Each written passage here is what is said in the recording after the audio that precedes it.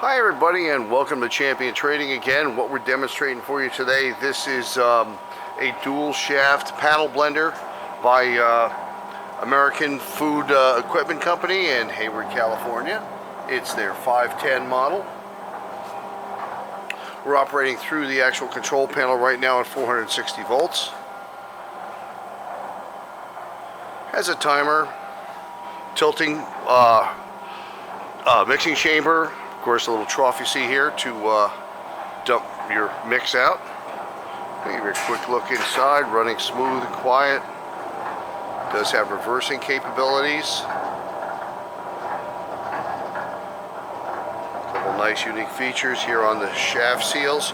You'll see the lever there to pop them open for cleaning. Of course, a full dump grate with an air-operated tilt. Blender can be operated when tilted for discharging. We'll do some cleanup on it yet. Has a Baldor drive, belt driven as you can see, with an on-shaft gear reducer.